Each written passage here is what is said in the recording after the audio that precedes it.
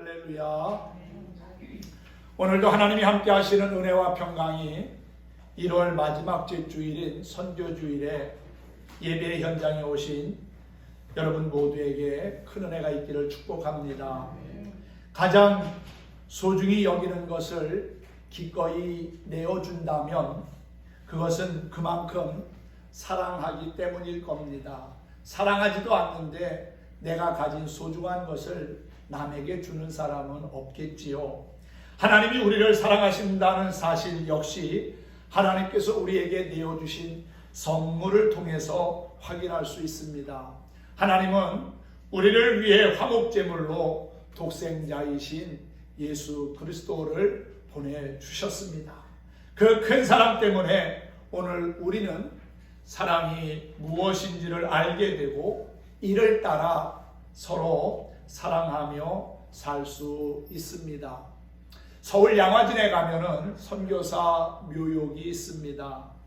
그곳에 갈 때마다 그곳에 묻혀 있는 선교사들은 참 우리나라 사람보다도 우리나라를 더 사랑한 사람들이라는 고마운 마음이 들곤 합니다. 그와 함께 무엇이 그들의 마음을 그렇게 움직였을까? 그 먼 자신의 나라에서 태평양을 건너오고 많은 고난과 어려움을 겪으면서 이 땅에 와서 자신들의 청춘과 젊음 그리고 모든 삶을 희생하면서까지 우리에게 큰 은혜를 베풀어 준 이유는 무엇일까 하는 그러한 생각을 해봅니다.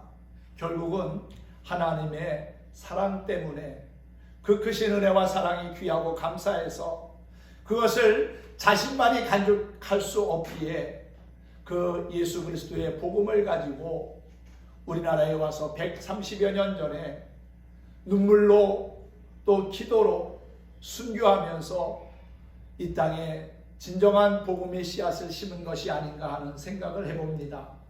묘원 안쪽에는 윌리엄 쇼 선교사와 그의 아내인 아델린 또 외아들 윌리엄 해밀턴 쇼가 안장되어 있습니다. 일가족의 무덤이 함께 양화진 선교사 묘역에 있는 것이지요. 윌리엄 쇼 선교사는 1921년에 아내 아델린과 함께 미국 감리교회 선교사로 들어와 일제시대의 평안도와 황해도 그리고 만주에서 선교 활동을 펼쳤고 평양의 유한학교를 설립하여 기독교 지도자 양성에 힘썼습니다. 일제에 의해 강제 추방되기도 했는데 1950년 6.25 전쟁 때 자원 입대하여 주한미군 군목으로 활동하면서 한국군의 군목 제도를 창설하는 데 기여하기도 했습니다. 1954년부터 대전신학교 교수로 목회자 양성에 전력을 다하다 은퇴한 뒤에 미국에서 살다가 1967년에 소천하였습니다. 그의 아들인 윌리엄 해밀턴 쇼는 제2차 세계대전 당시 노르망디 상륙작전에 참전했고 또 해방 후 우리나라 국군 해안 경비대 창설에 기여했습니다. 군 복무를 마친 해밀턴은 부모의 대를 이어서 한국 선교사로 일하기 위하여 하버드 대학에서 신학을 공부했고요. 그러던 가운데 한국에서 전쟁이 일어나자 자원 입대하여 해병대 장교로 한국 전쟁에 참전했습니다. 인천 상륙작전에도 참가했고 서울 녹번동에서 벌어진 전투에서 28살의 젊은 나이로 전사하게 됩니다. 타국에서 일생을 보내며 소중한 목숨까지 던지도록 그들의 마음을 사로잡은 것은 무엇이었을까요? 다름이 아닌 하나님의 사랑이었다는 겁니다. 쇼 일가의 아버지와 어머니 그리고 아들은 그 사랑 때문에 한국 선교와 교육에 한 평생을 헌신했습니다. 그리고 그 사람 때문에 오늘도 2만 7천여 명의 대한민국 선교사들이 전 세계에서 복음을 전하고 있다는 사실이지요. 오늘은 우리 선제중앙교회가 매월 마지막 주에 지키는 선교 주일입니다. 선교는 하나님의 명령이며 또한 우리의 본분이지요. 영혼을 사랑하는 마음으로 베풀고 섬기며 나눌 때 하나님께서 기뻐하시고 또한 이 땅에 그리스도의 푸른 계절이 다시금 찾아오게 될 줄로 믿습니다. 금년에도 국내외 기관 13곳을 물질과 기도로 선교하면서 하나님께 영광을 돌리는 우리 선제중앙교회가 되었으면 합니다. 여러분들의 기도와 헌신이 또 다른 곳에 놀라운 구원의 역사를 이룰 것이라는 사실이지요. 어느 성도가 여러 가지 문제로 믿음이 고갈되어 절망에 빠져 있었습니다. 그러던 어느 날 꿈을 꾸게 되었는데 자신이 엄청나게 큰 십자가를 짊어지고 가는데 너무 힘들어 견디기가 어려웠습니다. 피곤하고 지친 몸을 이끌고 비틀거리며 가는데 예수님을 만났습니다. 그는 예수님께 주님, 이 십자가가 제게 너무 버겁습니다. 너무 무겁습니다. 이 십자가 좀 어떻게 해주세요. 이 십자가 조금만 잘라주시면 안 되나요? 간구하자 예수님은 아무 말씀 없이 그의 십자가를 조금 잘라주셨습니다. 조금 가벼워졌지만 그래도 십자가가 무겁게 느껴졌습니다. 그래서 예수님에게 다시 한번 더 십자가를 잘라달라고 부탁하여 십자가를 잘라냈습니다. 이제는 좀 견딜만해졌습니다. 그 성도가 가볍게 십자가를 지고 가는데 앞에 요단강이 나타났습니다. 주위를 둘러보니까 사람들이 자기가 지고 온 십자가를 요단강에 걸쳐놓고 건너고 있었습니다. 그도 요단강을 건너기 위해서 자기의 십자가를 내려서 요단강에 걸쳐놓으려고 하는데 걸쳐지지가 않는 겁니다. 왜 그럴까요? 너무 많이 잘라냈기 때문에 그렇습니다. 짧아서 요단강에 십자가를 거칠 수 없게 되었던 것이지요. 그가 요단강을 건너지 못하고 안타깝게 바라보며 울고 있는데 주님의 음성이 들려왔습니다. 누구든지 나를 따라오려거든 자기 십자가를 져야 하느니라. 깜짝 놀라서 깨니까 꿈이었습니다. 비록 지금은 나의 십자가가 무겁고 힘들지라도 그것을 달게 지고 포기하지 말고 끝까지 주님 바라보면서 따르다 보면은 반드시 좋은 날을 만나게 될 것입니다. 지금의 십자가는 사실 이해할 수 없는 부분도 있습니다. 왜 하나님이 나에게 이 같은 십자가를 지게 하실까? 왜 나에게 이러한 고난과 아픔의 십자가를 허락하셨을까? 이해되지 않을 수 있습니다. 그런데 시간이 지나고 되돌아보면 그 십자가가 나를 향한 하나님의 사랑이었고 하나님의 은혜였고 또 내게 유익함이었구나 하는 것을 깨닫게 될 것이라는 사실이지요. 그러므로 여러분 십자가를 바라보고 또 나에게 주어진 십자가를 지고 주님을 따르는 신실한 믿음의 성도들이 되기를 소망합니다. 물론 십자가를 진다는 것이 말처럼 그렇게 쉬운 일은 아닙니다. 하지만 나 혼자 힘으로 그 십자가 지고 감당하려면 어려워요. 주님께서 성령께서 함께 하실 것을 믿고 그분의 도우심을 구하며 내게 주어진 십자가를 진다면 능히 감당하게 될 줄로 믿습니다. 성령께서 우리 안에 힘을 주시고 위로와 용기를 주셔서 능히 그 십자가를 잘 감당할 수 있도록 도와주실 것이라는 사실이지요. 예수님을 따르는 성도에게는 누구나 다 자기의 십자가가 있습니다. 오늘 34절에 보니까 누구든지 나를 따라오려거든 자기를 부인하고 자기 십자가를 지고 나를 따를 것이니라 그랬지요. 이 말씀은 예수님의 명령입니다. 신앙생활은 자기의 십자가를 지고 예수님을 따르는 겁니다. 무겁고 힘들다고 버겁다고 십자가를 버려서는 안 됩니다. 너무 크다고 십자가를 잘라내서도 안 됩니다. 아무리 십자가가 크고 무거워도 자기 십자가는 자기가 지고 가야 합니다. 십자가를 다른 사람이 대신 져줄 수는 없습니다. 부모가, 남편이, 아내가 대신 져줄 수는 없다는 것이지요. 믿음 좋은 성도가, 목회자가 대신 져줄 수도 없습니다. 기독교의 상징은 십자가입니다. 십자가 없는 예수님을 우리는 상상할 수 없습니다.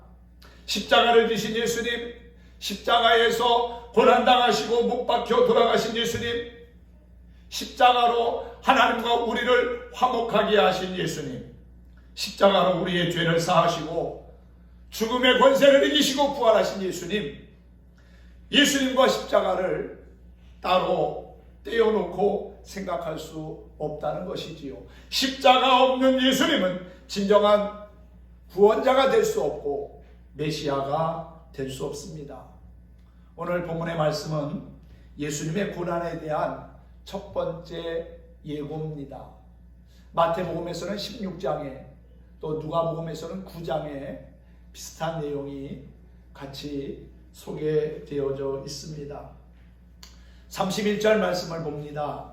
인자가 많은 고난을 받고 장로들과 대제사장들과 서기관들에게 버림받아 죽임당하고 사흘 만에 살아나야 할 것을 비로소 그들에게 가르치시되 그랬죠. 왜 예수님께서 이 같은 말씀을 하셨을까요? 왜 예수님께서 한참 인기가 상승하고 있고 또 이제 예루살렘에 올라가면 충분히 왕이 될 수도 있음에도 불구하고 고난받고 죽는다는 얘기를 하신 걸까요? 이것이 바로 예수님께서 이 세상에 오신 목적이기 때문이라는 사실입니다. 이것이 바로 하나님의 뜻이고 예수님이 이 땅에서 감당해야 할 미션이요 사명이라는 사실입니다. 이것이 바로 온 인류를 구원할 메시아의 길이라는 것이지요. 예수님에게는 12명의 제자가 있었고요. 3년간 그 제자들과 동고동락했습니다. 예수님은 제자들에게 하나님 나라의 복음을 말씀해 주셨고 수많은 기적을 보여주시기도 하셨습니다. 가난한 자, 병든 자, 귀신 들린 자, 소외당한 자, 버림받은 자들을 돌아보면서 하나님 나라의 일을 보여주셨습니다. 어느 날 제자들과 함께 가이사라 빌립보라고 하는 지역을 지나가시다가 예수님이 제자들에게 물으셨습니다. 얘들아, 사람들이 나를 뭐라고 이야기하냐? 세례 요한이라고 합니다. 구약의 선지자인 엘리야와 같다고 합니다. 또 여러 선지자들 가운데 한 사람이라고 이야기합니다. 그래? 그럼 너희는 나를 누구라고 생각하느냐? 그랬더니 베드로가 주님은 그리스도십니다 라는 그러한 대답을 하지요. 마태복음 16장에서는 더 자세하게 주는 그리스도시요 살아계신 하나님의 아들이십니다 라고 하는 고백을 합니다. 주님은 그 고백을 들으면서 상당히 기뻐하셨지요. 그리고 그에게 천국 열쇠를 주신다는 약속을 합니다. 베드로야, 내가 네게 천국 열쇠를 주겠다. 땅에서 매면 하늘에서도 매이고 땅에서 풀면 하늘에서도 풀리는 천국 열쇠를 네게 주겠다고 그렇게 말씀하셨습니다. 3년을 예수님을 따라다니면서 비로소 제자들은 예수님이 그리스도라고 하는 사실을 알게 되었고 고백하게 된 것입니다. 예수님이 단순히 목수의 아들이 아니라 하나님의 아들이고 또한 그리스도이심을 믿게 되었다는 것이지요. 그렇습니다. 우리가 믿는 예수님 그리스도입니다. 메시아입니다. 죄 가운데서 우리를 구원하시고 자유케 하시기 위해서 이 땅에 오신 진정한 하나님의 아들이십니다. 기름 부음을 받은 자입니다. 제사장같이 선지자처럼 왕처럼 오셔서 온 인류를 구원하실 메시아입니다. 온 이스라엘 백성들이 그토록 기다리고 기다렸던 메시아라는 사실이지요. 지금까지 수많은 선지자들이 예언했던 그분입니다. 예수님을 3년 따라다닌 제자들은 이제 예수님을 그리스도라고 고백하고 지금까지 이스라엘 백성들이 기다려왔던 메시아로 믿게 되었습니다. 예수님을 그리스도요 메시아로 믿은 제자들에게 예수님은 자신이 메시아의 길을 가야 할 것을 말씀하셨는데 그 길이 바로 고난의 길이고 십자가의 길이고 죽음의 길이었으며 또한 그 길을 통해서 다시금 주님은 살아날 것을 말씀하셨습니다. 이것이 바로 온 인류를 구원하고 하나님 나라를 이루는 길이기 때문이지요. 또한 이것이 바로 온 인류의 죄를 사하고 하나님의 형상을 회복하는 길입니다. 또 이것이 바로 온 인류를 죄와 사망과 그리고 악한 마귀에서 건져내고 승리하는 길이라는 사실입니다. 그래서 예수님은 이 길을 가신 거지요. 고난의 길, 십자가의 길, 죽음의 길을 주님은 담당하셨다는 사실입니다. 십자가의 고난과 죽음을 예고하신 예수님은 누구든지 나를 따라오려거든 자기를 부인하고 자기의 십자가를 지고 나를 따를 것이라고 했습니다. 왜 자기의 십자가를 지고 나를 따르라고 하였습니까? 십자가에 구원이 있기 때문입니다. 할렐루야. 십자가 이후에 부활이 있기 때문이라는 사실입니다. 그러나 우리가 자기 십자가를 지고 예수님을 따른다고 하는 것이 그렇게 간단한 문제는 아닙니다. 내가 져야 할 십자가가 무겁고 힘들기도 하지만은 악한 마귀의 사탄의 방해가 있습니다. 십자가를 지면은 결국은 구원을 얻는 것이기에 악한 마귀는 우리에게 십자가를 지지 못해서 결국 구원의 삶을 살지 못하고 멸망의 길로 가게 한다는 것이지요. 사탄은 영적 존재이기 때문에 십자가를 지지 못하도록 역사합니다. 예수님께서 인자가 많은 고난을 받고 버림받아 죽임을 당하고 사흘 만에 살아나야 할 것을 가르칠 때 베드로를 비롯한 제자들은 충격을 받았습니다. 예수님의 고난 예고의 말씀을 도저히 이해할 수도 없었고 받아들일 수도 없었습니다. 메시아이신 예수님께서 고난을 당하시고 십자가에서 죽는다는 사실은 정말 상상조차 할 수 없는 일이었습니다. 예수님은 다윗의 후손으로 오셨기 때문에 마땅히 이스라엘의 왕으로 등극하여 이스라엘 백성을 노마에서 구원하고 나라를 회복해야지 왜 그분이 고난받고 십자가에서 죽어야 한단 말입니까? 이것은 있을 수 없는 일입니다. 일어나서도 안 될 일이지요. 그러기에 베드로는 예수님을 붙들고 항변하게 된 것입니다. 오늘 32절 말씀해 보니까 베드로가 예수를 붙들고 항변하매 그랬죠. 이 항변한다는 말은 비난하다, 책망하다 또는 엄격하게 따진다는 의미가 있습니다. 베드로는 그냥 안 된다고 얘기한 게 아니지요. 예수님의 말씀을 비난하며 책망하고 엄격하게 따지면서 만류한 것입니다. 그래서 예수님은 베드로를 꾸짖어 명령하시지요. 사탄아 내 뒤로 물러가라. 왜 베드로에게 사탄이라고 하면서 뒤로 물러가라고 책망하셨습니까? 베드로의 하는 행위가 바로 사탄의 행위였기 때문입니다. 베드로가 사탄이 아니라 베드로에게 악한 마귀가 들어가 역사하고 있었기 때문이라는 사실이지요. 사랑하는 성도 여러분, 베드로를 통해서 예수님이 십자가 지는 것을 방해한 사탄은 오늘 우리에게도 자기의 십자가를 지지 못하게 방해합니다. 편하게 신앙생활하지, 남들처럼 그냥 적당히 신앙생활하지, 뭐 십자가 진다고 그렇게 고생하고 어렵게 사냐고. 대강 대충 하라고 합니다. 여러분, 그런데 우리 신앙생활은요, 믿음의 삶은 그냥 대충 해서 안 됩니다. 대강 해서 신앙생활 해가지고 구원함을 얻고 하나님 나라에 간다는 착각 속에 빠지지 말아야 합니다. 사탄은 집요하게 믿음이 있는 사람을 시험하고 가까운 사람을 통해서 역사합니다. 십자가 없이 편안하게 신앙생활 하도록 역사합니다. 왜 십자가를 지지 못하게 방해합니까? 십자가 없이는 구원도 없고 부활의 영광도 없기 때문입니다. 사탄은 예수님이 공생애를 시작하실 때에 광야에서 시험한 바가 있습니다. 예수님에게 천하 만국의 영광을 보여주며 자기에게 엎드려 절하면, 경배하면 그 모든 것을 주겠다는 것입니다. 십자가 없이 천하 만국의 영광을 차지하라는 것이지요. 사탄의 역사는 십자가 없는 영광으로 우리를 유혹합니다. 우리 모두 예수님처럼 그러한 유혹이 올 때마다 사탄아 물러가라라고 그렇게 담대하게 말하고 외칠 수 있기를 바랍니다.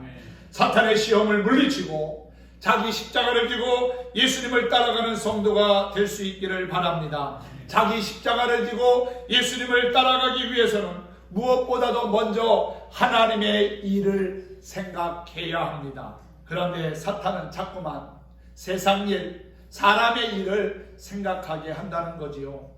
33절 이하의 말씀을 보면은 예수님이 베드로를 꾸짖어 말씀합니다. 사탄아, 내 뒤로 물러가라. 네가 하나님의 일을 생각하지 아니하고 사람의 일을 생각하는도다 라고 말이지요. 불과 몇 분 전만 하더라도 주는 그리스도시요 살아계신 하나님의 아들이십니다라고 고백한 그 베드로, 가장 위대한 신앙의 고백을 한 베드로가 사탄의 역사로 예수님의 메시아 사역을 방해하고 있습니다. 사탄의 도구가 되어 십자가를 지지 못하게 하고 있습니다. 왜 베드로가 예수님의 메시아 사역을 방해하게 되었을까요? 하나님의 일을 생각지 못하고 사람의 일을 생각했기 때문입니다. 우리 앞에는 두 가지의 일이 있습니다. 하나님의 일과 사람의 일이 그것이지요. 하나님의 일은 예수님께서 하나님의 영원한 구속의 계획을 따라 고난의 십자가를 지는 겁니다. 예수님이 십자가를 지는 것이 하나님의 뜻이고 또한 하나님의 일입니다. 사람의 일은 어떻습니까? 고난과 죽음을 포기하고 정치적인 메시아, 혁명가, 해방자로 이스라엘의 왕 위에 올라서 세상의 영광을 누리는 겁니다. 성령은 하나님의 일을 생각하게 하지만 사탄은 사람의 일을 생각하게 합니다. 사탄이 역사한 베드로는 예수님에게 십자가 지지 마시라고, 십자가의 길을 포기하라고, 세상 영광의 길을 택하라고 요구하고 있는 거지요. 그렇습니다. 악한 마귀는 우리로 하여금 자꾸 사람의 일을 생각하도록 역사합니다. 먼저 그의 나라와 그의 의를 구하기보다는 무엇을 먹을까, 무엇을 마실까, 무엇을 입을까를 생각하게 한다는 것이지요. 먼저 자기의 생업, 자기의 가정, 가족, 자녀, 자기의 정욕, 세상 즐거움을 생각하게 합니다. 분명한 사실은 사람의 일을 생각하면 결코 십자가를 질 수 없다는 거예요. 사랑하는 성도 여러분, 지금 나는 어떤 일을 생각하고 있는지 한번 돌아보시기 바랍니다. 하나님의 일보다 사람의 일을 더 생각하고 있지는 않습니까? 사람의 일을 생각하는 것은 악한 사단의 역사에 동조하는 거예요. 십자가를 지지 못하게 하는 것 사탄의 역사입니다. 항상 사람의 일보다 하나님의 일을 먼저 생각하는 성도가 될 수 있기를 주님의 이름으로 축원합니다. 무슨 일을 하든지 하나님의 일을 먼저 생각하는 성도가 되십시다.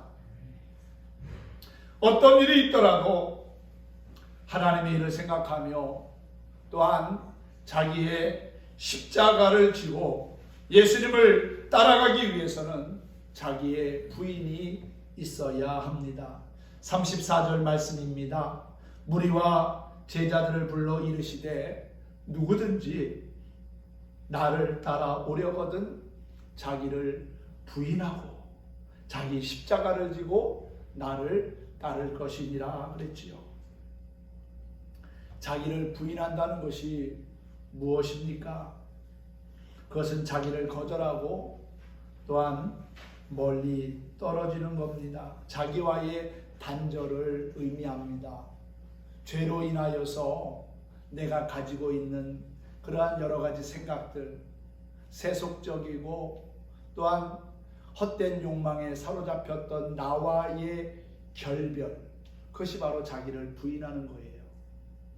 그냥 단순히 나를 그냥 부인하는 것이 아니라 내 안에 있는 죄된 요소들과 헤어지는 것, 그것이 바로 자기를 부인하는 일입니다. 세상과는 간 곳 없고 내 안에 예수님만이 계신다고 하는 믿음의 고백을 하며 살아가는 것이 바로 자신을 부인하는 것이라고 믿습니다. 자기 부인은 죄악의 성품을 가진 자연인으로서의 자기의 존재를 거절하는 겁니다. 사람은 누구나 다 자기 자신을 위해서 살지요. 오토바이와 자동차 생산으로 유명한 일본 그룹 혼다는 사원들에게 회사가 아니라 자기 자신을 위하여 일하라고 합니다. 자기 자신을 위하여 일하게 되면 스스로 성장하려고 노력하게 되고 또 일이 즐거워지기 때문이라는 거지요. 사람은 일하는 것도 자기 자신을 위하여 하고 먹고 마시고 즐기는 것도 자신을 위하여 합니다. 결혼하여 가정을 이루는 것도 마찬가지지요. 땀 흘리며 운동하는 것도 자기를 위해서 합니다. 사람은 삶의 모든 것이 다 자기 중심이에요. 문제는 자기 자신만을 위하여 사는 사람은 결코 십자가를 질 수 없다는 겁니다. 그러므로 자기 십자가를 지고 예수님을 따라가기 위해서는 자신을 거절하는 자기와의 단절이 있어야 합니다. 예수님은 말씀하셨습니다. 35절에 보니까 누구든지 자기 목숨을 구원하고자 하면 잃을 것이요 누구든지 나와 복음을 위하여 자기 목숨을 잃으면 얻으리라 그랬지요. 구원을 얻으리라. 이 역설적인 말씀은 우리가 어떤 생각을 갖고 살아야 할지를 분명하게 제시하고 있는 겁니다. 이 세상에서 가장 귀한 게 뭡니까? 금은 보화입니까? 아닙니다. 사람의 목숨, 금은 보화와 바꿀 수 없습니다. 세상에서 가장 귀한 것은 바로 생명, 사람의 목숨이지요. 아무리 재산이 많고 가진 것이 많아도 죽으면 그만이지 않습니까? 그래서 사람의 목숨은 세상 금은 보화와도 바꿀 수 없는 소중한 겁니다. 예수님도 그러셨잖아요. 사람이 만일 온 천하를 얻고도 제 목숨을 잃으면 무엇이 유익하리요? 사람이 무엇을 주고 자기 목숨과 바꾸겠느냐? 사람의 목숨과 바꿀 수 있는 것은 이 땅에 아무것도 없다는 겁니다. 이 세상에서 가장 고귀한 것이 바로 내 목숨이라는 거지요. 내 목숨은 천하보다 더 귀합니다. 내 목숨을 돈과 권력, 부귀 영화와 바꿀 수는 없습니다. 문제는 누구든지 자기를 부인하지 않고 제 목숨을 위해 살면 그 소중한 목숨을 잃는다는 것이지요. 자기와 단절하지 않고 자기 자신을 위하여 살면 목숨을 잃는다는 겁니다. 그런데 예수님과 복음을 위하여 사는 사람은 구원을 얻는다고 말씀하고 있어요. 내 목숨을 구원하는 길, 그것은 자기를 부인하고 자기 십자가를 지고 예수님을 따르는 것입니다. 내 목숨을 구원하는 것은 자기와 단절하고 예수님과 복음을 위하여 자기의 십자가를 지는 것이라는 사실이지요. 할렐루야. 십자가를 질 때 우리는 죄와 사망에서 구원함을 얻고 진정한 자유와 평안을 누리게 될 것입니다. 성령께서 우리로 하여금 자유함을, 평안함을 주실 거라는 사실이지요. 우리 모두 자기 십자가를 지고 예수님을 따를 수 있기를 바랍니다. 그래서 율법으로부터의 자유, 죄와 사망으로부터의 자유, 악한 영으로부터의 자유를 누리는 진정한 하나님의 사람들이 되기를 소망합니다. 하나님의 일을 생각하며 자기를 부인하고 예수님과 복음을 위하여 자기의 십자가를 질 때 십자가는 더 이상 무겁고 힘든 짐이나 장애물이 아니라 저와 여러분에게 참된 구원과 자유를 주는 큰 은혜와 축복이 될 거라고 믿습니다. 십자가로 인해 부활의 영광과 기쁨을 누리며 살아가는 우리 모든 성도들 되시기를 예수님의 이름으로 간절히 축원합니다. 축복합니다.